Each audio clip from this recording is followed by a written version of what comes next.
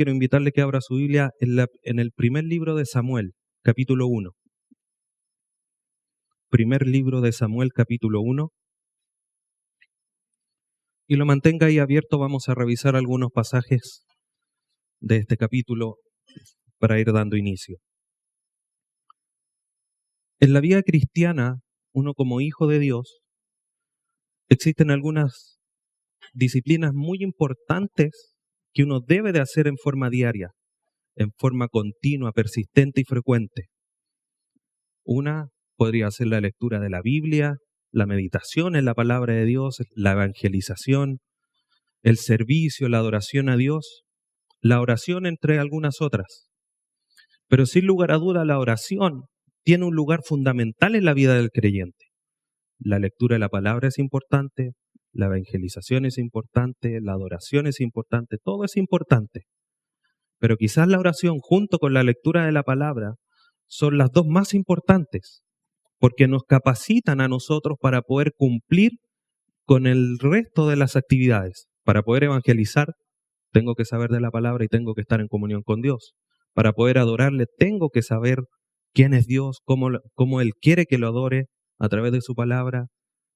Y obviamente estar en oración. La oración es parte de lo que es la adoración a Dios.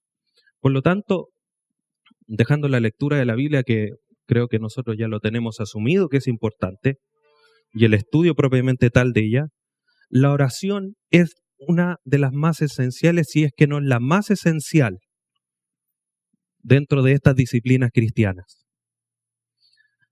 Y quiero citar a un predicador, Thomas Oswald Chambers, que dice, y quiero que esto lo tome de forma personal, dice: no olvides orar hoy porque Dios no olvidó despertarte esta mañana. Todos los que estamos aquí, Dios nos despertó en la mañana, porque si no, no estaríamos aquí. Algunos se quedaron dormidos a lo mejor. Otros no despiertan espiritualmente para estar aquí. Hoy día nosotros estamos despiertos. Y la pregunta, ¿oramos antes de salir dando gracias a Dios por este nuevo día? A lo mejor algunos lo hicieron, a lo mejor otros no lo hicieron. Pero la pregunta y la meditación que hay. El propósito de la oración es de expresar nuestra sumisión a Dios, a la soberanía de Dios, demostrar nuestra confianza en nuestra fidelidad a Dios. Martín Lutero dice: la oración no es para cambiar los planes de Dios, es para confiar y descansar en su soberana voluntad. Y a lo mejor aquí al tiro podremos pensar, pero ¿cómo Moisés oró y Dios dijo, ya, bueno, no voy a destruir al pueblo? Lo primero que se nos viene a la mente. Pero le he pedido que abra su Biblia en el primer libro de Samuel, porque en este capítulo encontramos quizás uno de los ejemplos bíblicos que nos marcan a nosotros qué es lo que es realmente la oración y cómo debería ser nuestra oración en nuestra vida cotidiana. Es la oración por medio de que nos expresamos todo lo que hay en nuestros corazones. El primer capítulo del libro de Samuel relata la historia de Ana, la mamá de Samuel, quien no podía tener hijos, era estéril.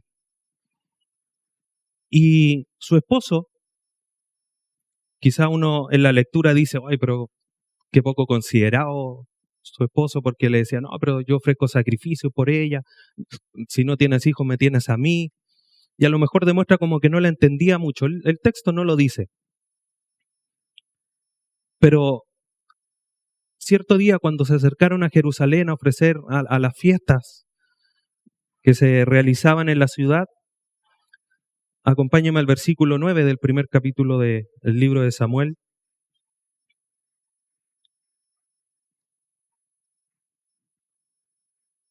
Primer libro de Samuel, capítulo 1, versículo 9. Vamos a leer varios versículos.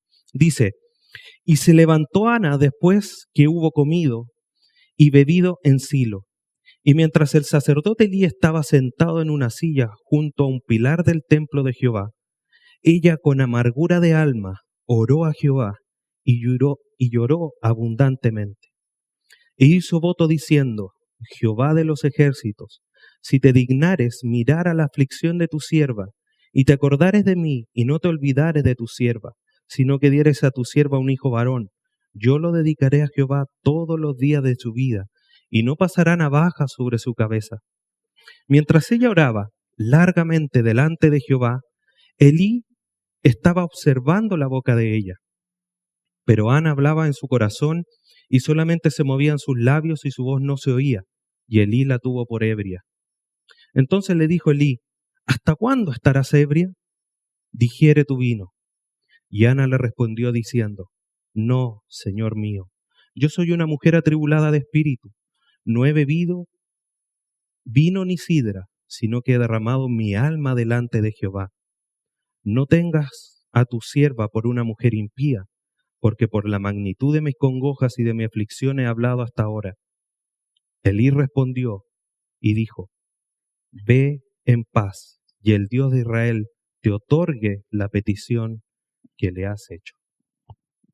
Vemos a una mujer que estaba atribulada por esta imposibilidad de tener un hijo, llegando al punto de hacer un voto con Jehová. De Jehová, dame un varón, y si me das un varón, yo lo voy a entregar al servicio a ti. Elí, el sumo sacerdote que estaba en el templo, la tuvo por ebria. En la costumbre judía, cuando alguien se acercaba al templo a orar, tenía que hacerlo en voz alta. El texto es claro, ella movía sus labios, pero no se escuchaba. Entonces Elí, con razón, no en maldad, dijo, esta mujer está ebria. Pero ella lo que estaba haciendo era derramar su alma delante de Jehová. Y eso es lo que nosotros tenemos que hacer en oración. Derramar nuestra alma a Jehová. Derramar todo lo que tenemos en nuestro corazón. Ana no dijo, Señor, decreto y declaro un hijo para mi vida. Dijo, Señor, por favor, concédeme un hijo. Ojalá varón. Pero lo importante aquí es que no solamente ella pidió, y que lo hizo con fe y dependiendo de la soberana voluntad de Dios. ¿Y cómo sabemos esto? Eso es en el último versículo de lo que acabamos de leer, o en el versículo que sigue, en el 18. Dijo, y ella dijo, halle tu sierva gracia delante de tus ojos. Y se fue la mujer por su camino y comió, ¿y qué dice? Y no estuvo más triste. ¿Cuántas veces nosotros hemos orado, nos levantamos y parece que tenemos más carga, o la misma carga con la que nos hemos arrodillado a orar? Aquí está el ejemplo claro. Ella se arrodilló, derramó su alma, su corazón ante el Señor, dependió del Señor, se levantó y se fue su carga. No tuvo más carga en su corazón porque dependió, su oración fue con tanto fervor, con tanto esmero, con tanta fidelidad en comprender la soberana voluntad de Dios, que se fue tranquila y no estuvo más triste. Entonces, nosotros debemos comprender que la oración no es para darle información a Dios. ¿Acaso Dios no sabía que Ana no podía tener hijos? Por supuesto que sí lo sabía.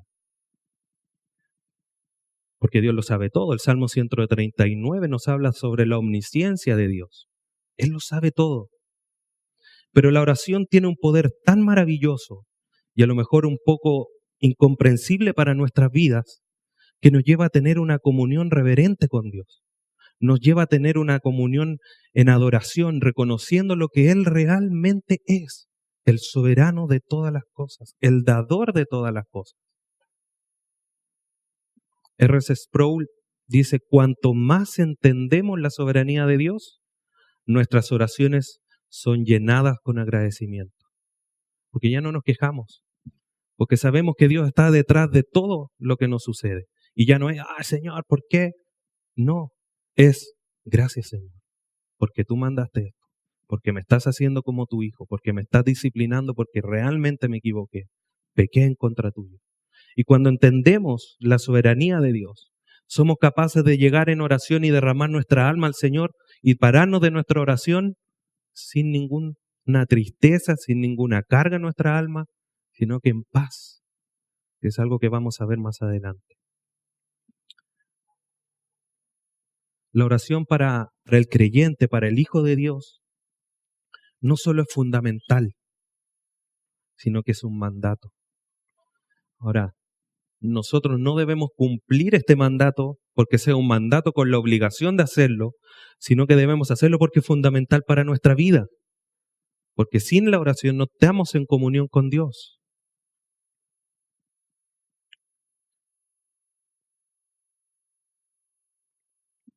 Creo que un versículo que todos conocemos es 1 Tesalonicenses 5:17. Orad sin cesar. Orad siempre, orar en forma continua. Ese es el mandato que da Pablo a los de Tesalónica. Y esto es un deber, es un mandato. Orad, un imperativo, una orden. No es, si tienes tiempo, después que revises tu Facebook, ora. O si te queda un ratito en la noche, ora. Orad sin cesar. Es un deber, es un mandato a mantenernos en comunicación con Dios. Spurgeon dice, y hace una pregunta, ¿no sientes el deseo ni la necesidad de hacerle peticiones a Dios? Entonces, que Dios, en su inmensa misericordia, exponga tus miserias, porque un alma sin oración es un alma sin Cristo.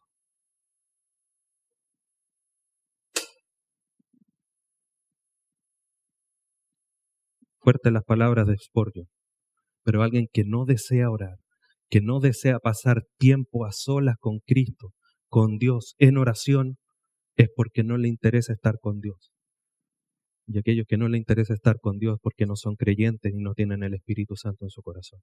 Así de sencillo. Ahora, la historia de Ana no es la única historia que nosotros encontramos, la única narración que nosotros encontramos en cuanto a los ejemplos de oración o de mantener una vida de oración. Humanamente es difícil. Y aquí yo creo que todos los que estamos aquí podamos dar fe de eso, que es difícil orar. A nadie se le hace fácil orar.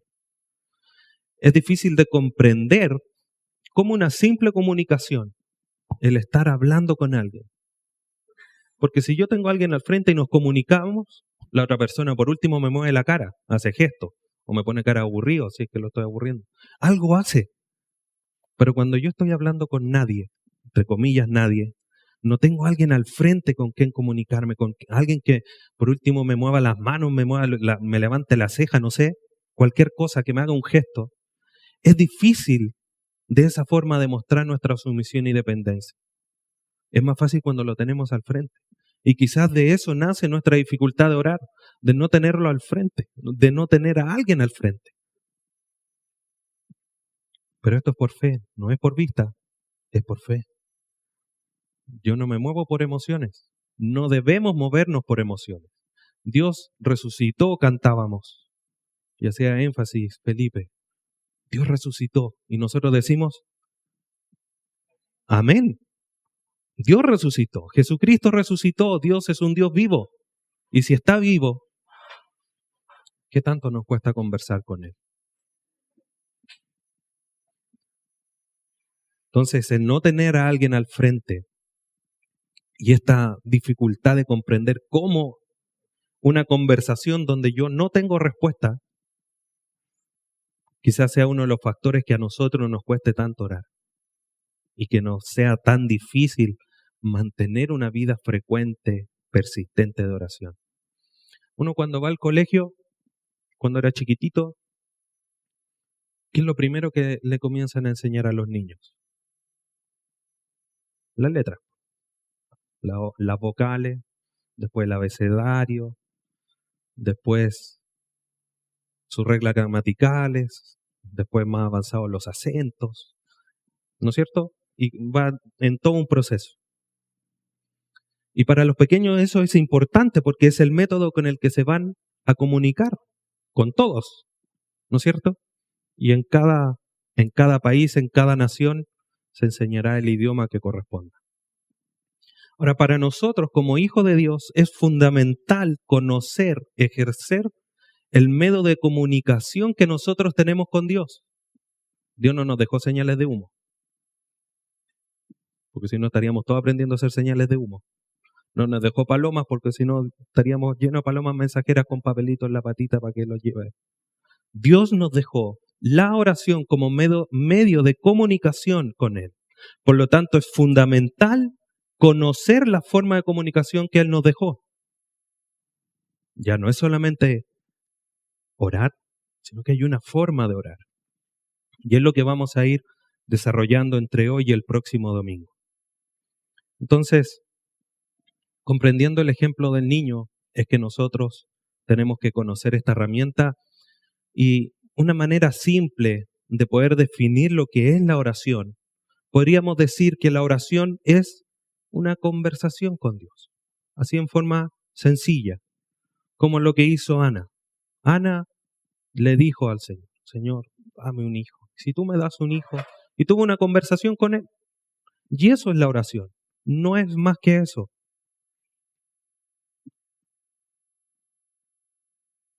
Como decía, es interesante cómo Dios, el omnisciente, el eterno, el que todo lo sabe, quiera, o de alguna manera quiera que nosotros le comuniquemos lo que deseamos. Y otra cosa es interesante también, que Él está atento a nosotros. Acompáñame al libro de Salmos. Salmo 34.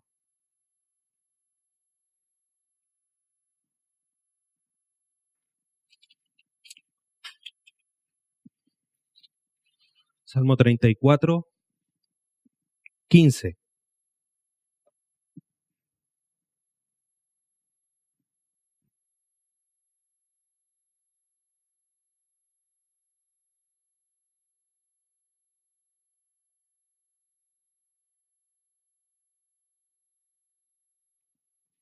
Salmo 34, 15. ¿Qué es lo que dice? Los ojos de Jehová están sobre los justos y atento sus oídos al clamor de ellos. Está atento a escuchar. Dios está atento a escuchar a aquellos que son sus hijos. Nosotros en Jesucristo hemos sido justificados. Y si hemos sido justificados, somos justos. Y si somos justos, los ojos de Dios están sobre nosotros y está atento a nuestro clamor. Salmo 142, versículo 2.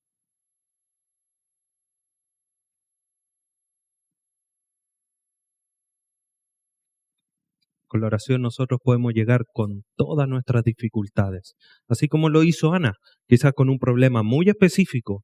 Pero mire lo que dice el salmista aquí. Salmo 142, versículo 2. Delante de Él expondré mi queja, delante de Él manifestaré mi angustia. No solamente la angustia, sino que quizás algún pesar que tenía, todo debemos llevarlo en oración y lo vamos a ir revisando más adelante.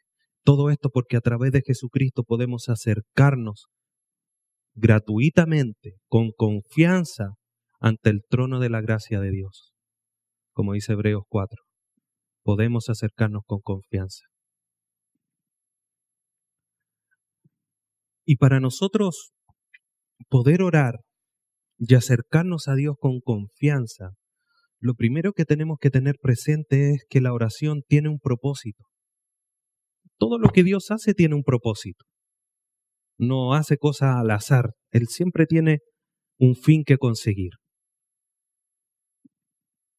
John MacArthur dice con respecto al propósito de la oración: aunque nada beneficia al creyente más que la oración, el propósito de la oración debe ser primero por el bien de Dios, no nuestro. La oración es, ante todo, una oportunidad para Dios manifestar su bondad y gloria. Pero ¿cómo glorifico a Dios con mis oraciones? Bien, veamos cómo es que glorificamos a Dios con nuestras oraciones. Juan capítulo 14, versículo 13.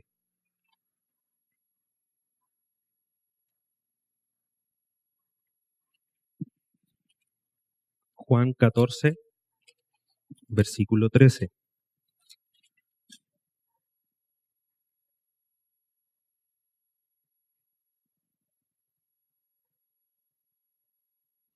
Dice, y todo lo que pidieres al Padre en mi nombre, lo haré, para que el Padre sea glorificado en el Hijo. Todo lo que pidiésemos a Dios en el nombre de Jesús va a ser contestado. No para que nosotros seamos, ay, que mis oraciones son poderosas, es para glorificar el nombre de Dios por medio de Jesucristo. Ya vamos a hacer un comentario con respecto a orar en el nombre de Jesús. Nosotros cuando oramos, no es, como decíamos al principio, que busquemos alinear la voluntad de Dios a la nuestra, sino que buscamos alinearnos nosotros a la voluntad de Dios. ¿Cómo es eso? Lucas 22, 44.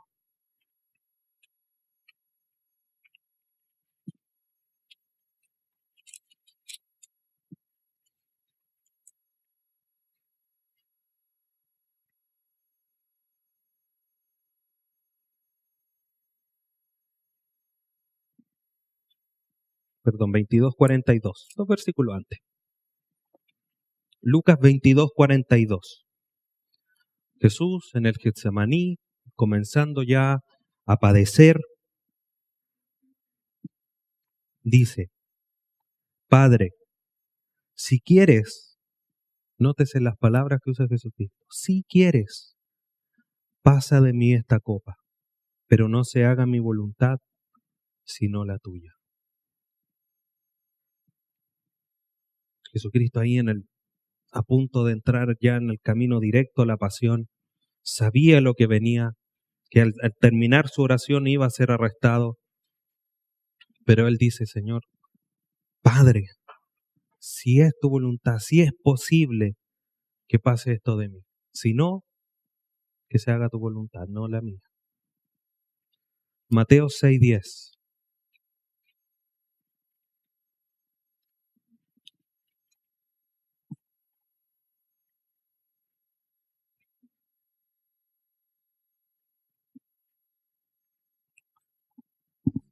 Mateo 6:10, cuando Jesucristo le enseña a orar a sus discípulos, les dice en el versículo 10, venga tu reino, hágase tu voluntad, como en el cielo, así también en la tierra.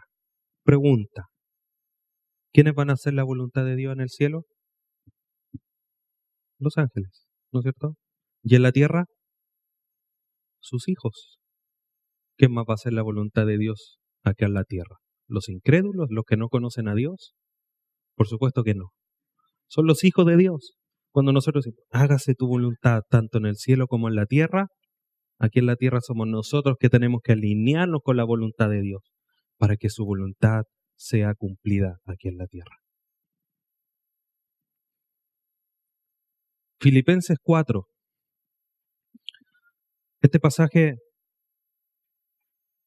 vemos que la oración glorifica a Dios, que nosotros nos alineamos con la voluntad de Dios, pero hay una consecuencia, un producto de la oración que es fundamental para nosotros. Y está completamente en línea con lo que le pasó a Ana en el primer libro de Samuel. ¿Qué dice Filipenses 4, versículo 6? Dice, por nada estéis afanosos, si no sean conocidas vuestras peticiones delante de Dios en toda oración y ruego con acción de gracias. Y la paz, o sea, en razón de que ustedes van a orar con toda oración y ruego ante el Señor, la paz de Dios que sobrepasa todo entendimiento, guardará vuestros corazones y vuestros pensamientos en Cristo Jesús. Ana, cuando terminó de orar en el templo, ¿salió del templo con un bebé en los brazos? No. Pero oró con tanto fervor, con tanta dependencia a Dios, que la paz, esa paz que sobrepasa todo entendimiento. Uno dice, ay, no sé, quiero tener un auto, quiero tener un auto, quiero tener un auto. Si yo salgo y lloro al Señor, Señor, dame un auto. Si yo no salgo con un auto por la puerta, no me voy a ir tranquilo. Porque como que necesitamos recibir lo que estoy pidiendo. Pero la paz que sobrepasa todo entendimiento. Eso que, ¿cómo razona alguien, como muchas veces se dice, cómo es posible que alguien que se le muere un familiar salga y vaya cantando al cementerio? Porque tenemos una paz en el corazón que sobrepasa todo entendimiento. Quizás los demás, solamente su método de poder tener la paz es conseguir lo que se quiere. Y ahí recién a lo mejor vislumbran un poco la paz en sus corazones. Pero en Jesucristo nosotros, llevando todo en oración, todas nuestras peticiones en oración y súplica y ruego, la paz, esta paz inentendible llena nuestro corazón, porque sabemos a quién le estamos orando. Así como lo hizo Ana, sabía a quién estaba orando, al Rey, al Dios de Israel, y dependió de él. Y se fue con la paz en su corazón. Pero Ana hizo una petición. Filipenses, o Pablo a los filipenses le está llamándole, lleven sus peticiones en oración y toda clase de ruego. Pero la oración también demuestra en que nosotros glorificamos a Dios cuando confesamos nuestros pecados. Primera carta de Juan, capítulo 1.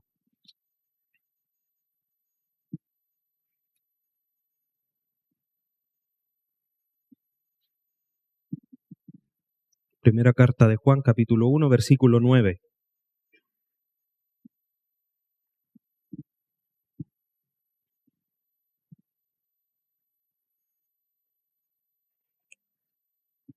El nombre de Dios es glorificado cuando Él demuestra su carácter. Y cuando nosotros, dice Juan, si confesamos nuestros pecados, Él es fiel y justo para perdonar nuestros pecados y limpiarnos de toda maldad. Él muestra su amor, su bondad, y en eso el nombre de Jesús es glorificado. Cuando nosotros oramos y confesamos nuestro pecado, y no como Adán y Eva cuando estudiábamos Romanos la semana pasada, que se hicieron los locos. Oye, Adán, ¿qué hiciste? No, la mujer. Mujer, ¿qué hiciste? No, la serpiente. Confesamos nuestros pecados. Él es bondadoso. Y a lo mejor la historia sería harto distinta si Adán hubiese dicho, como lo conversábamos en esa ocasión. Si él hubiese dicho, Señor, perdón, me equivoqué, me mandé una embarrada a los chilenos, me mandé un condoro, quizás todavía no estaríamos en el paraíso. Y nosotros muchas veces caemos en lo mismo, porque decimos, oh, es que Adán, cuando ve a Adán, y nosotros somos iguales. No, es que Señor, chuta, es que estaba débil, Señor. Al tiro con la excusa, en vez de llegar y decir, Señor, caí, la embarré, perdón. ¿Qué más? A Dios no le vamos a inventar nada, Él lo sabe todo. Pero debemos llegar a confesar nuestros pecados. Y Él va a ser fiel y justo y perdonarnos. Y eso va a glorificar su nombre. Último pasaje de esto. Primera carta de Pedro.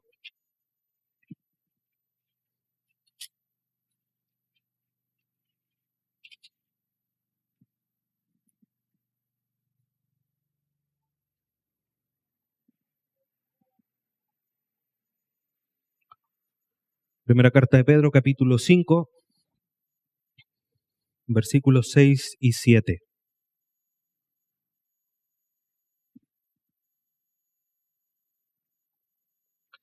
Dice, humillaos pues bajo la poderosa mano de Dios, para que Él os exalte cuando fuere tiempo, echando toda vuestra ansiedad sobre Él, porque Él tiene cuidado de vosotros. ¿Qué decía el Salmo 34? Los ojos de Jehová están sobre los justos y atento su oído a su clamor. Pedro sigue la misma línea. Humillarnos delante de Dios. Él está atento a los justos, al clamor de los justos. ¿Qué tenemos que hacer? ¿Tenemos carga de pecado? Señor, perdóname. Pequé contra ti. Estoy angustiado. Señor, tengo esta angustia en mi corazón, no me deja estar tranquilo. ¿Tengo algún problema? Señor, ahí está.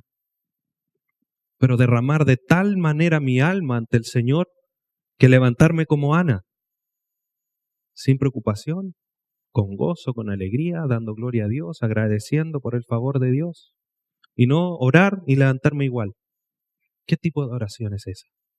Si no has derramado tu corazón delante del Señor. ¿Por qué orar? Y es una pregunta quizás frecuente que se nos viene al corazón o que muchos nos hacen. ¿Por qué orar si Dios es soberano y todo ha sido decretado por Él? Todo Él lo ha ordenado. El tema es que nosotros debemos comprender que Dios no solo ordena el final. Dios dijo cómo iban a terminar las cosas, nosotros lo sabemos. Vamos a terminar en el reino eterno junto a Él. Y eso lo sabemos. Pero Él también no solo ordenó el final, sino que también los medios para. Y uno de los medios que Él utiliza para sus hijos es la oración. Él determinó que no iba a destruir a su pueblo. Y el medio que Él determinó para que su pueblo no fuese consumido era la oración. Por eso cuando Moisés oró, dijo, Señor, ¿cómo vas a destruir a tu pueblo? ¿Qué van a decir los demás pueblos? Lo sacaste de Egipto, lo trajiste al desierto y aquí se terminó. ¿Cómo? Eso no trae gloria a ti. Y el Señor cambió. No cambió de opinión, sino que cumplió por el medio que Él había determinado en que su pueblo no iba a ser destruido. Porque su pueblo no iba a ser destruido. Es difícil de comprender, pero Dios establece el final y también establece el medio. ¿De qué manera Dios va a salvar a los hombres o a la humanidad? Por medio del Evangelio. Establece el final, ser salvos por el medio del Evangelio. Nadie puede ser salvo fuera del Evangelio, porque es el medio que Dios determinó y Dios no va a ir en contra de lo que Él estableció para hacer salva a la gente. Dios estableció la oración para comunicarnos con Él, para darle gloria, para asumirnos, someternos a su voluntad. ¿Nosotros qué vamos a hacer? Cumplirlo. Si el Señor nos dice, orad sin cesar, pero Señor, si tú lo sabes todo, ¿para qué quieres que hable contigo? Me está mandando. Punto. En una fe obediente, yo lo obedezco. Tenemos un ejemplo de esto.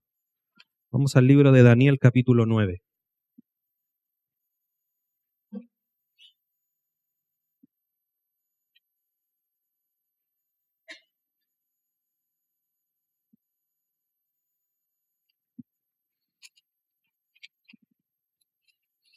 Daniel capítulo 9.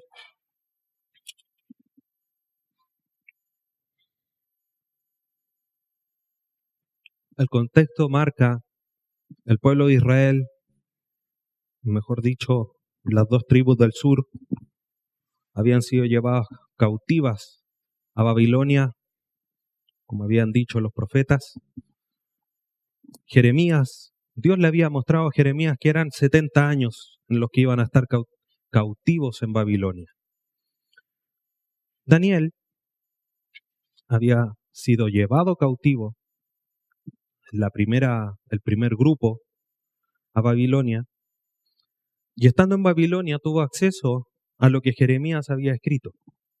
Y dice el versículo 1 del capítulo 9. En el año primero de Darío, hijo de Asuero, de la nación de los Medos, había pasado ya los babilonios, ya estaban los persas, por eso dice Medos o Medos persa, que vino a ser rey sobre el reino de los caldeos. En el año primero de su reinado, yo, Daniel, miré atentamente en los libros el número de los años que habló Jehová al profeta Jeremías, que habían de cumplirse las desolaciones de Jerusalén en 70 años. ¿Qué hizo Daniel? Estaba con los libros, empezó a leer, empezó a decir, a ver las fechas, a ver detenidamente, atentamente, lo que Jehová había dicho. ¿Qué hizo Daniel? No dijo, ya cabro, vamos a hacer las maletas porque ya a los 70 años nos vamos de aquí. ¿Qué hizo Daniel? Versículo 3. Y volví mi rostro a Dios el Señor, buscándole en oración y ruego, en ayuno, cilicio y ceniza. Lloré a Jehová mi Dios e hice confesión diciendo, ahora, Señor, Dios grande, digno de ser temido, que guardas el pacto de la misericordia con los que te aman y guardan tus mandamientos.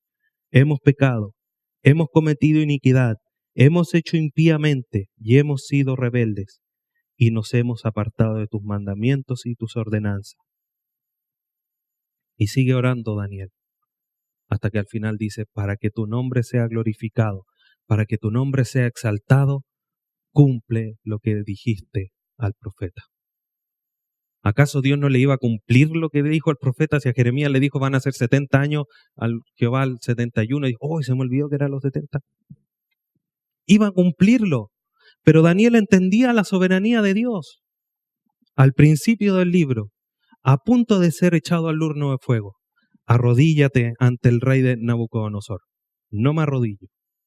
Tengo un Dios poderoso que me puede salvar. Y si no me salva, igual no me arrodillo ante el rey. Eso es entender la soberanía de Dios. Aquí Daniel sigue mostrando esa dependencia a la voluntad y a la soberanía de Dios. No dijo, estamos listos, 70 años, nos vamos para la casa. Señor, perdónanos. Hemos sido rebeldes, hemos pecado, hemos actuado impíamente. Derrama su actual condición. A lo mejor Daniel dice, pero ¿cómo Daniel tú dices hemos sido si tú no lo has sido? Es porque entendía también su condición humana de pecado.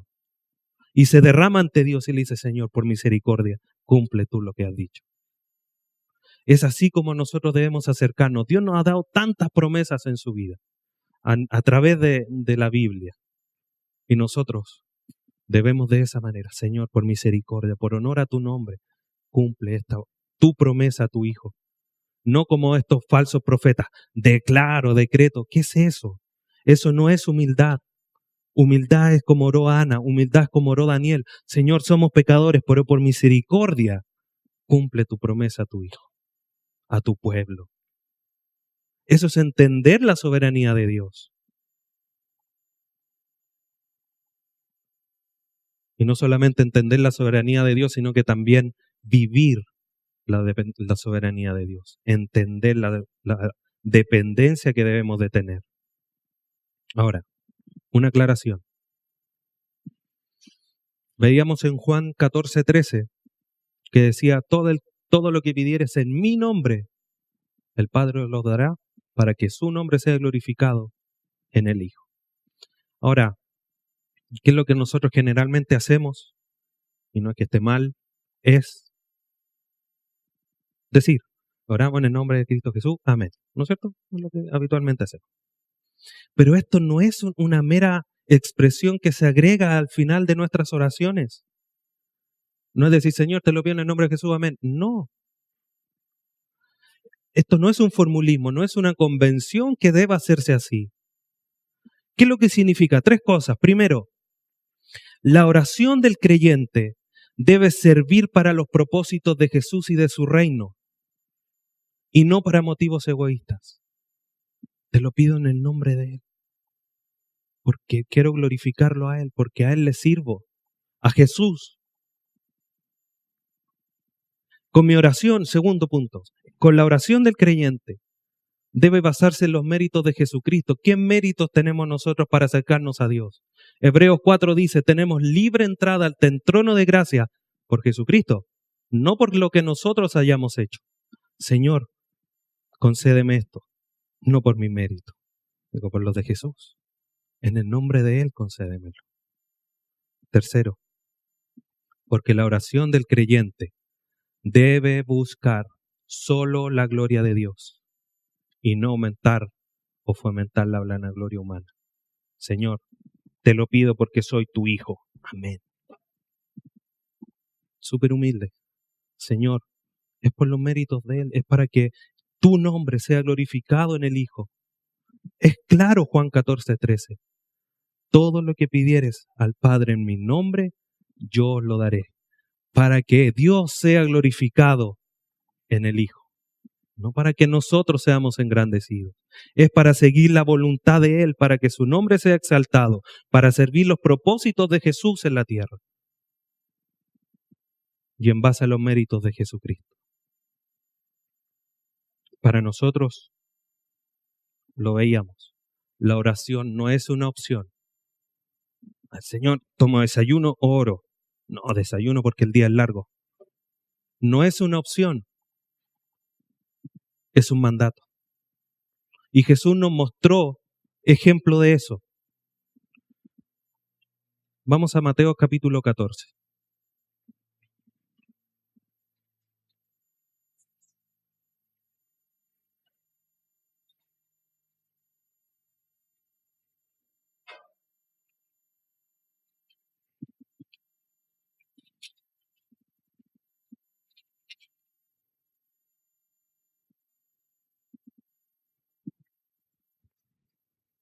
Mateo 14, versículo 23.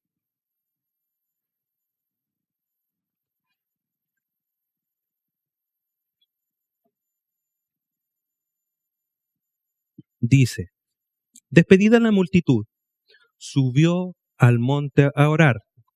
Jesucristo, por supuesto. Subió al monte a orar aparte. Y cuando llegó la noche, estaba allí solo.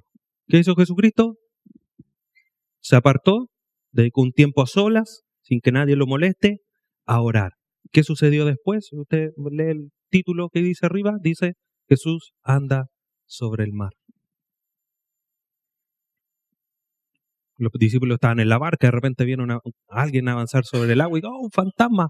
El Señor le dijo, no, soy yo, no teman, tranquilos. Después de un hecho portentoso, después de enseñarles a sus discípulos algo, o antes de enseñarle a sus discípulos algo, antes de hacer algo importante, Jesús oraba. Jesús no se fue a comer un completo al carrito en la esquina para después ir a hacer un milagro.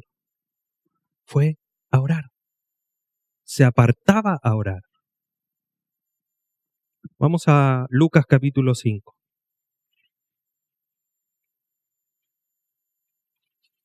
Lucas capítulo 5, versículo 16.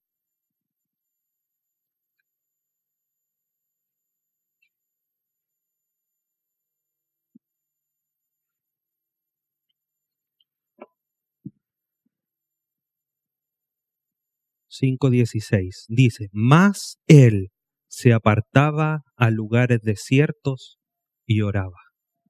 Antes o después de hacer sanidades, él se apartaba a orar, a tener un tiempo a solas con Dios.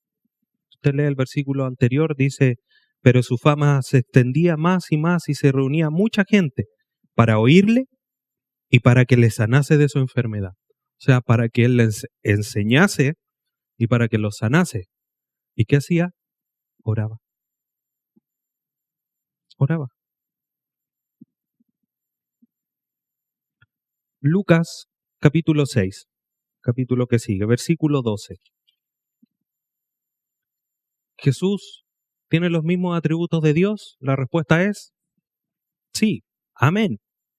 Dios es soberano, Jesucristo es soberano como Dios. Amén. ¿Sabía quiénes eran los 12 que iba a elegir? Amén. Jesucristo podría haber llegado y haber dicho, tú, vamos. ¿Qué hizo Jesús? Lucas 6:12.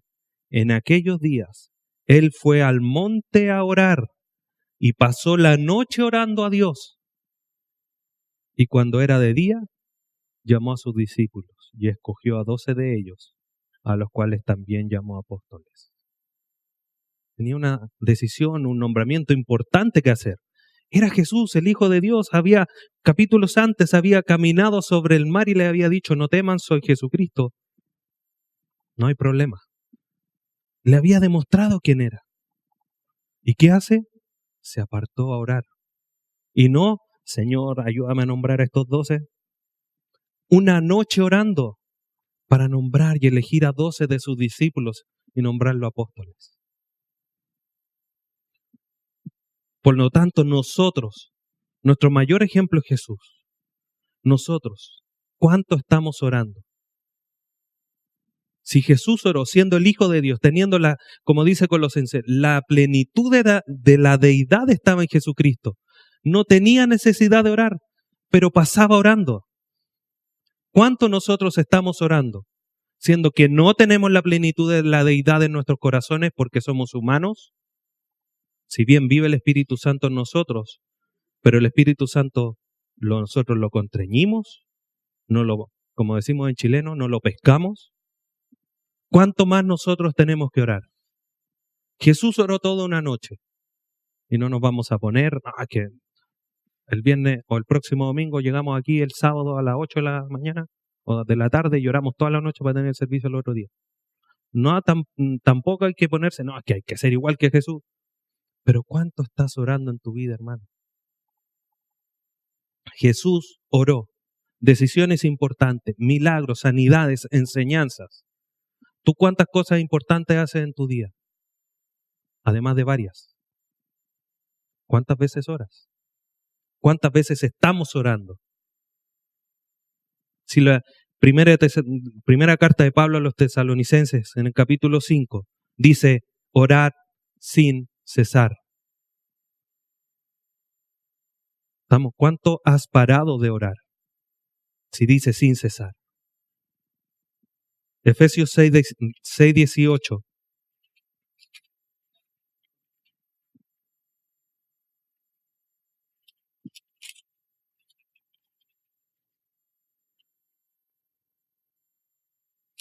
En razón de la armadura de Dios. Como dijo el pastor, allá por el 2020 veremos Efesios 6. Pero Efesios 6:18 dice, orando cuando ustedes quieran. ¿No? ¿Qué versión tiene? Orando en todo tiempo, con toda oración y súplica en el Espíritu, y velando en ello. ¿En qué? En la oración. Con toda perseverancia y súplica por todos los santos. O sea, perseverando en todo tiempo, siempre, y perseverando en ello. Quiero que me acompañe a Nehemías, capítulo 2. Muchas veces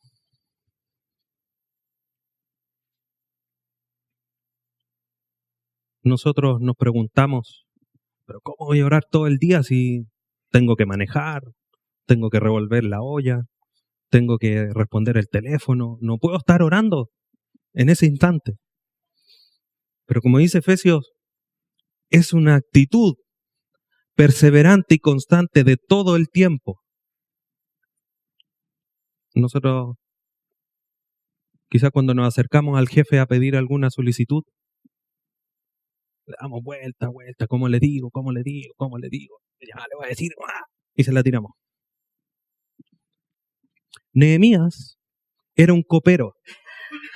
Un copero era el encargado de probar la copa antes que el rey, o de probar el bebestible que fuese, o la comida del rey, para que el rey supiese si no estaba envenenada. Pues si estaba envenenada, el copero la servía, y si empezaba con cosas raras, no, esa no comida yo no me la como. Esa era la función de Nehemías. Por lo tanto, tenía una cercanía importante con el rey. En el capítulo 2,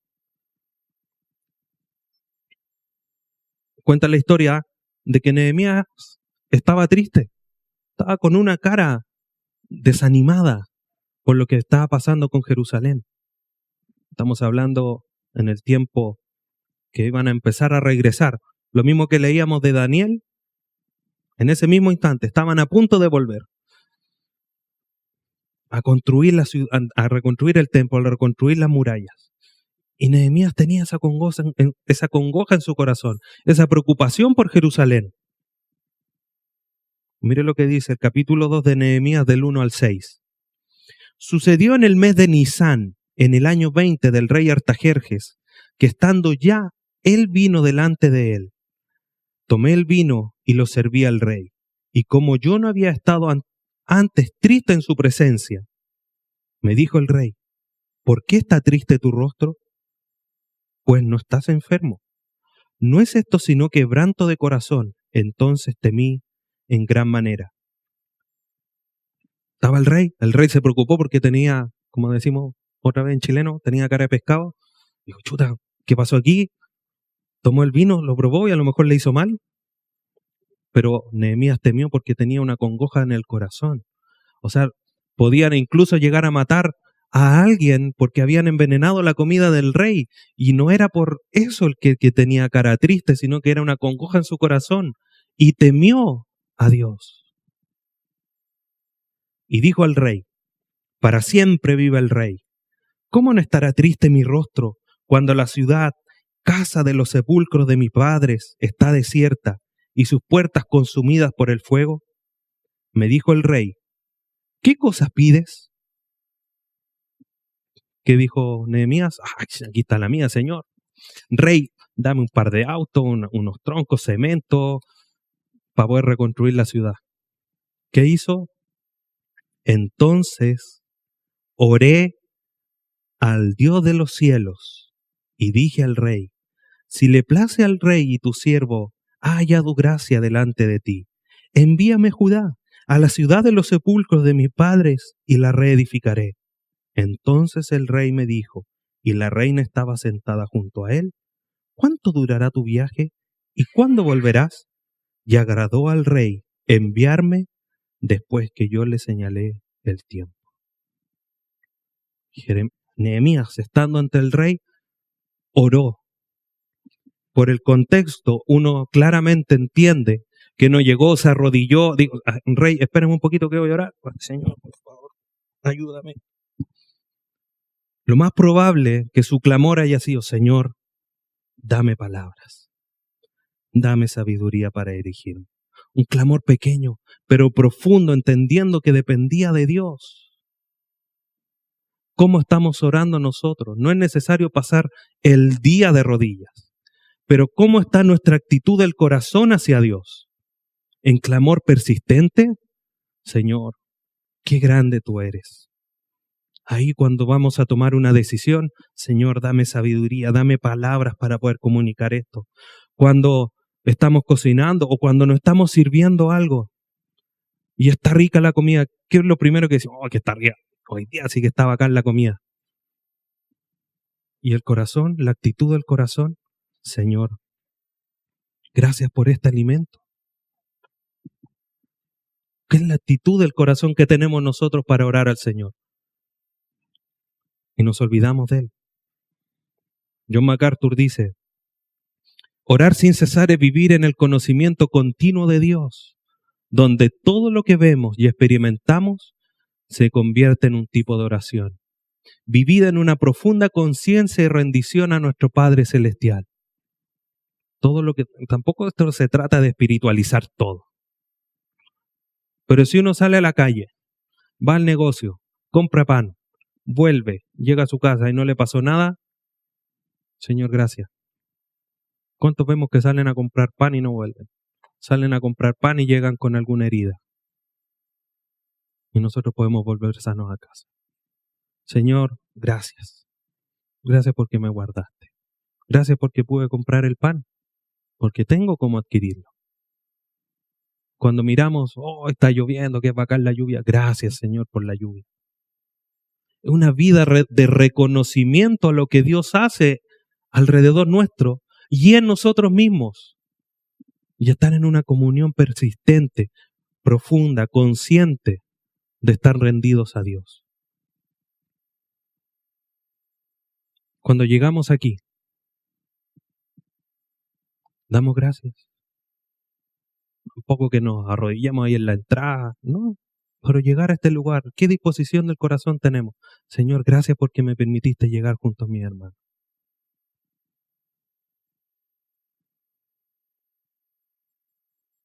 Para llevar a cabo la práctica de la oración, hay dos temas que nosotros debemos tener claros.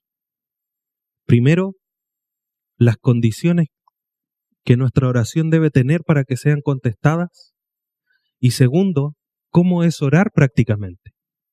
Hoy día vamos a ver, para concluir el mensaje de hoy, las condiciones para que nuestra oración sea contestada, y la próxima semana vamos a ver cómo debemos orar prácticamente. Entonces, ya hemos conversado algunas cosas. Lo primero que debemos de hacer es que nuestras oraciones deben estar obviamente alineadas a la voluntad de Dios. Y para eso es que Cristo debe morar en nosotros y su palabra en nosotros. Evangelio de Juan, capítulo 15.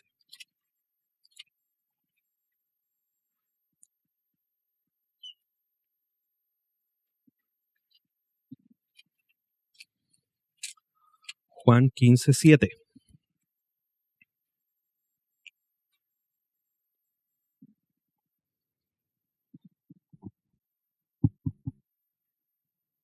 Dice, si permanecéis en mí, este es Jesucristo hablando, si permanecéis en mí y mis palabras permanecen en vosotros, ¿qué dice después? Pedid todo lo que queréis y os será hecho. Condición, si permanecéis en mí y mis palabras en vosotros. Esa es la condición. ¿Para qué? Para que todo lo que pidamos lo recibamos. Entonces, si no queremos que nuestra oración sean contestadas, tiene que estar la palabra de Dios en nosotros.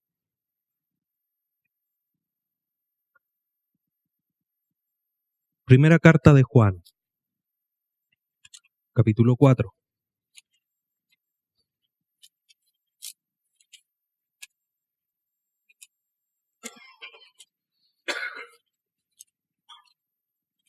Primera de Juan 4,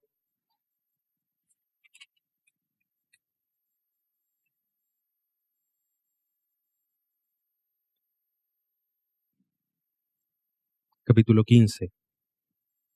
¿Quiénes son en los que mora Jesucristo en su corazón? Los que confiesan a Jesucristo como su Señor. Primera de Juan 4:15. Todo aquel que confiese que Jesús es el Hijo de Dios, Dios permanece en él y él en Dios.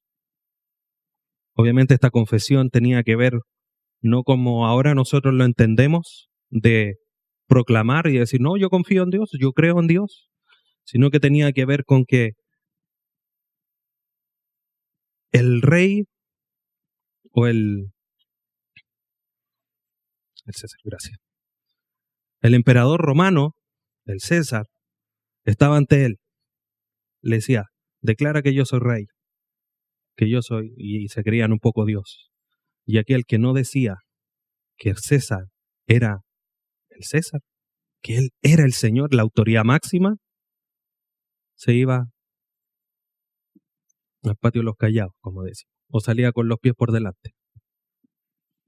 Entonces, hacer la confesión de que Jesucristo es el Señor era una condena a muerte.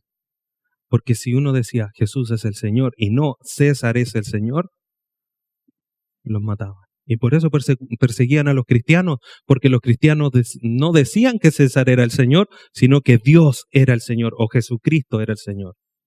Por lo tanto, esta proclamación tiene que ver con una convicción profunda del corazón, que tiene que ver también con los hechos. Los cristianos no decían, sí, yo en mi corazón creo, así que no es necesario que lo diga públicamente. No, ellos lo proclamaban fuertemente.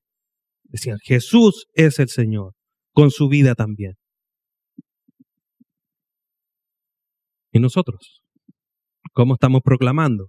Decimos, ¿tú eres cristiano? Sí, yo soy cristiano. ¿Y tus hechos permanecen en Dios? ¿Y Dios en ti? Eso es una demostración si Jesucristo está en nosotros. Y esto no tiene que ver a lo mejor tan profundamente como si somos salvos o no, sino que qué tan profundamente está morando la palabra de Dios en nosotros para poder pedir y que todo lo que pidamos sea hecho.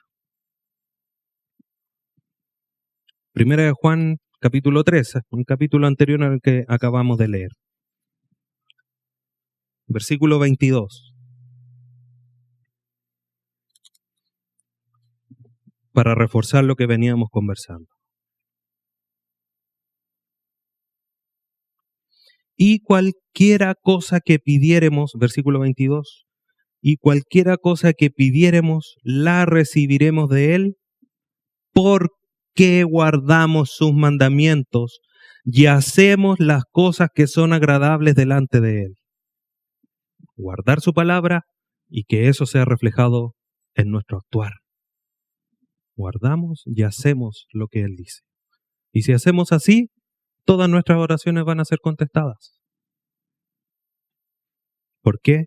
No porque seamos más santos, más piadosos, más justos, sino que estamos alineados a la voluntad de Dios.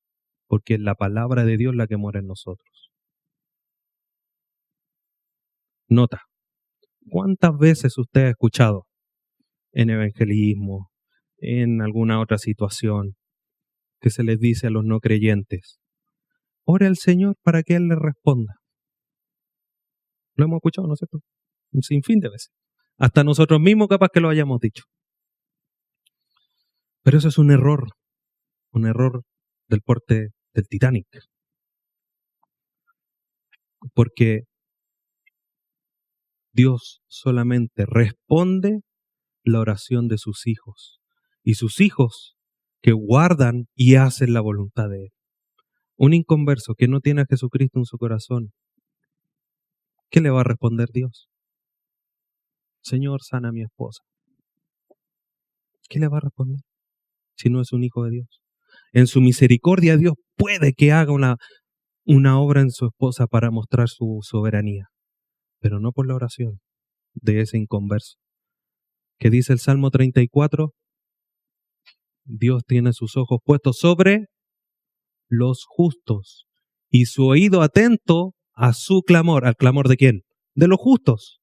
Un injusto, un inconverso. ¿Dios lo estará escuchando? No. Dios escucha a sus hijos y responde las oraciones de sus hijos que están guardando su palabra y que hacen y que viven conforme a su palabra.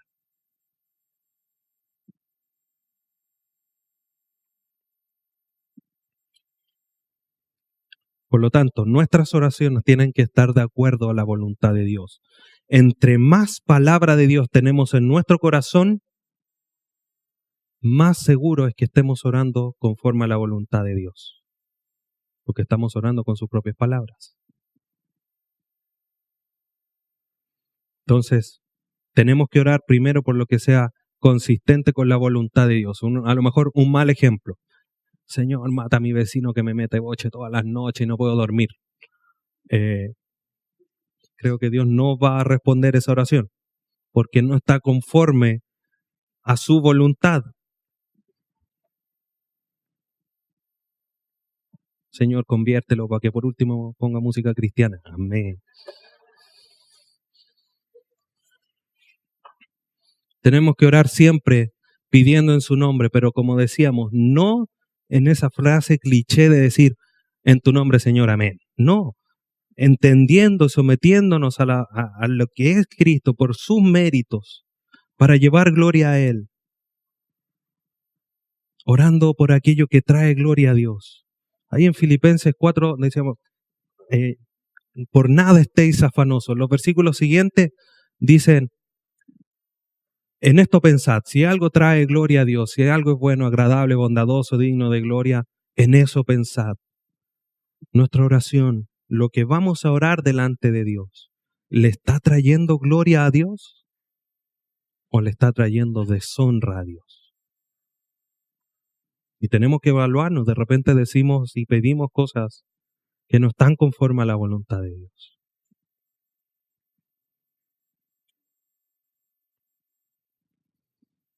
R.C. Sproul con respecto a esto dice, si realmente supiéramos quién es Dios y todo lo que nos ha dado en Cristo, nuestras vidas de oración serían muy diferentes a las que son ahora. Si entendiéramos profundamente la soberanía de Dios, su voluntad, su poder, el que nos dio a Jesucristo, nuestra oración serían inundadas por un una intensidad y una frecuencia distinta.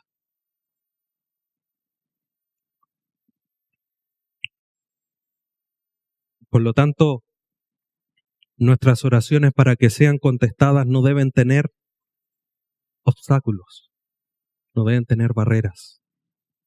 Y para ir terminando, ¿cuáles son estas barreras que mis oraciones tienen? Acompáñeme al Salmo 66.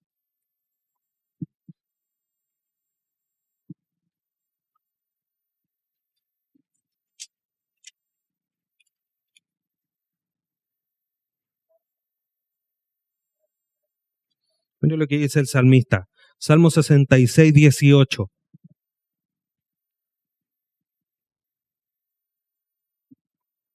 Si en mi corazón hubiese yo mirado a la iniquidad, el Señor no me habría escuchado. Dicho de otra forma, si en mi corazón hubiese yo mirado el pecado, el Señor no escucharía mi oración o no habría escuchado mi oración. Mire lo que respecto a esto mismo dice el profeta Isaías en el capítulo 59.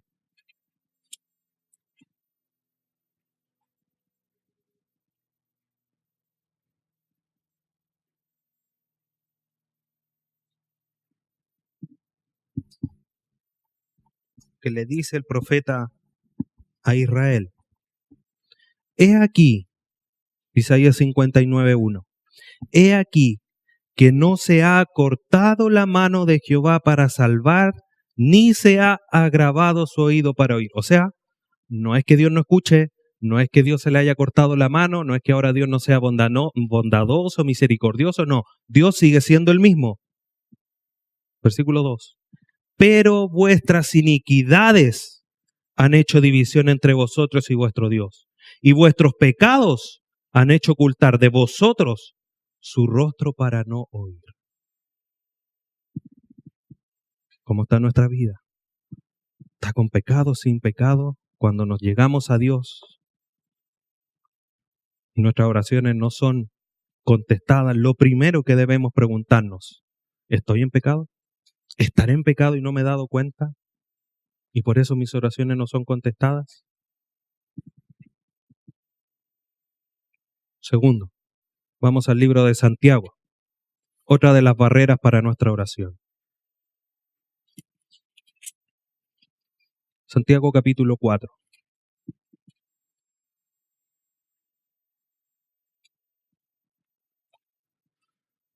Santiago 4, versículo 3.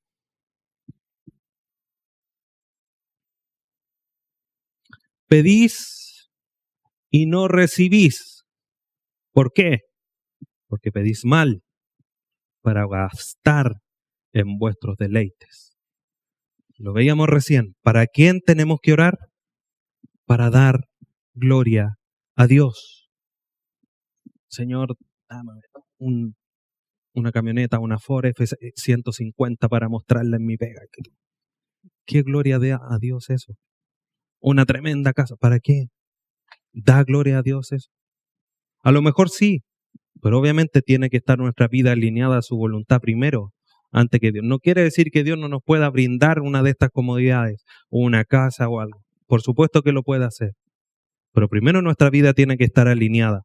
Si mi vida no está, por ejemplo, siendo paciente, si yo no estoy dando frutos de paciencia en mi vida, Dios primero no me va a dar una casa. Porque primero están los frutos del Espíritu. Primero está la vida de carácter de Cristo en mi vida, primero antes de cualquier otra cosa. Pedís y no recibís. Segundo motivo por el que debemos primero revisarnos en nosotros mismos, si es que nuestras oraciones están siendo contestadas o no. Primero, por el pecado. Segundo, porque estoy pidiendo mal. En el mismo libro de Santiago, en el capítulo 1,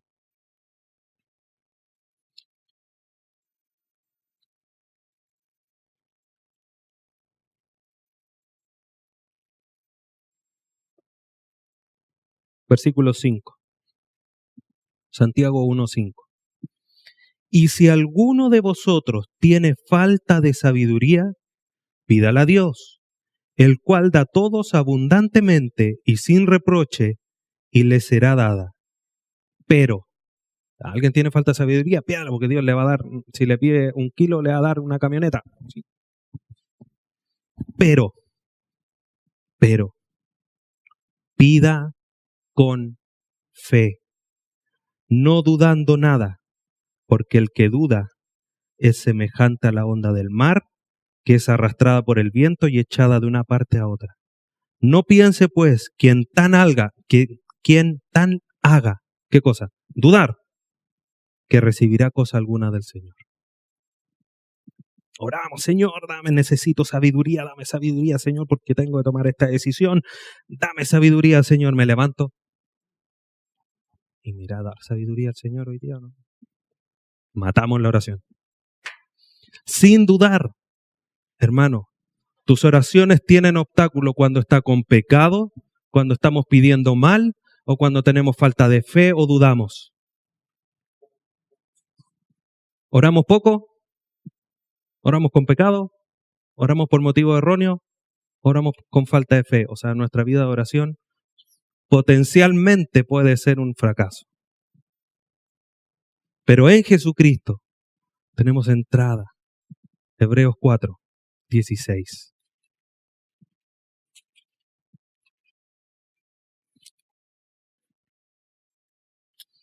Acerquémonos, pues, confiadamente al trono de la gracia. ¿Somos pecadores? Sí, pero tenemos entrada confiadamente al trono de gracia para alcanzar misericordia y hallar gracia para el oportuno socorro. Tenemos que orar. Tenemos que aprender a tener esa comunión tan profunda y real con Jesucristo a cada instante de nuestra vida, tal cual como lo hizo Ana, derramando nuestro corazón, tal cual como lo hizo Moisés, confiadamente ante Dios, como lo hizo Daniel, entendiendo la soberanía de Dios, pero orando para que sea glorificado el nombre de Dios, pero también como lo hizo Nehemías, ahí, quizás con la persona más importante del mundo en ese instante, pero no dejó de depender, de confiar en el Dios soberano. En las cosas mínimas de nuestra vida debemos depender de Dios. En las cosas más grandes de nuestra vida debemos depender de Dios, porque fuera de Dios nada podemos hacer. Y Dios dejó como medio para estar en comunión con Él su oración y la lectura de su palabra, que están íntimamente relacionadas. Para poder orar y que nuestras oraciones sean contestadas, la palabra de Dios tiene que morar abundantemente en nosotros. Y eso va a transformar nuestra vida. Nuestra vida visible, como también nuestra vida de oración. Porque vamos a entender quién es Dios. Vamos a entender lo que hizo Jesucristo por nosotros y vamos a entender cuál es la verdad de Dios revelada para nuestra vida. ¿Cuántas veces hemos escuchado, hoy qué querrá Dios? ¿Cuál será la voluntad de Dios para mi vida? Bueno, ahí en el capítulo 5 de 1 de Tesalonicenses, claro, hay por lo menos varios mandatos que nos sirven a nosotros. Orar sin cesar, ser agradecido en todo tiempo, 2 grandes voluntades de Dios para nuestra vida. Andamos buscando que Dios se nos aparezca, que nos revele nuestro propósito. Vas a ser un gran médico, un gran ingeniero. Si no oramos, si no somos agradecidos, si no hacemos que la palabra de Dios more en abundancia en nosotros, como dice Colosenses capítulo 3. Esa es la voluntad de Dios. Por lo tanto, si nosotros oramos, Señor, ayúdame, yo quiero que tu palabra more en mí cada día más, te aseguro, hermano, que Dios te va a ayudar. Te aseguro, porque es la voluntad de Él, es su mandato para nuestra vida. Pero también tenemos que mirarnos a nosotros mismos. ¿Estoy en pecado? ¿Estoy pidiendo con falta de fe? Porque a lo mejor le digo, Señor, que more en abundancia en mí. Sí, harto. No dudando, confiando en que el Señor hará.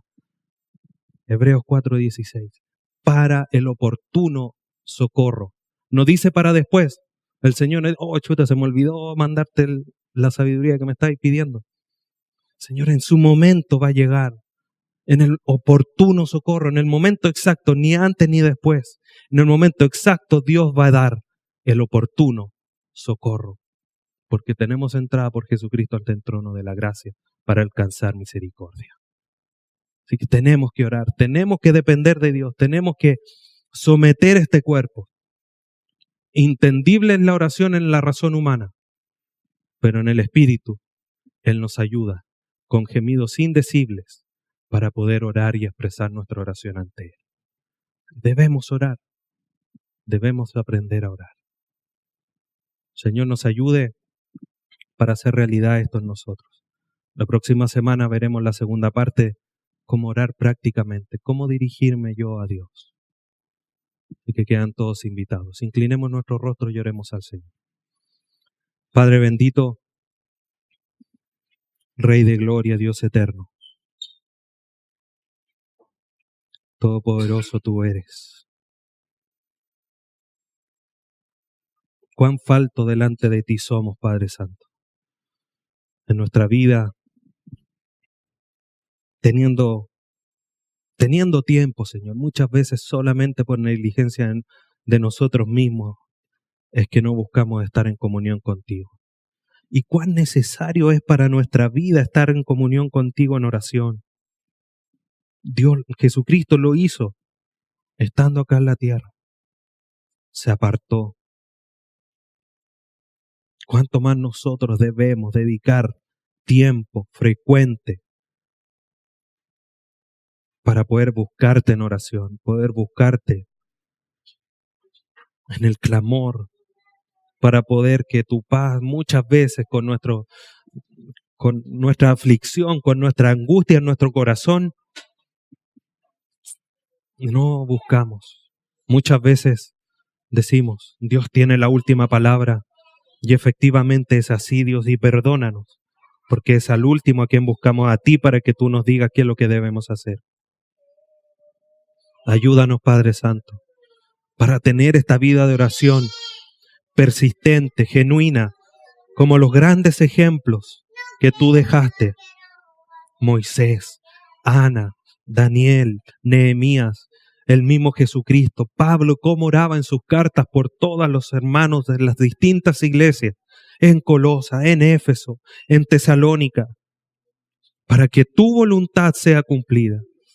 Cuanto más nosotros en esta época, que nos acercamos cada vez más al final de los tiempos, debemos orar, estar apercibidos, estar preparados, juntos con la armadura de Dios, en todo momento, persistiendo en la oración.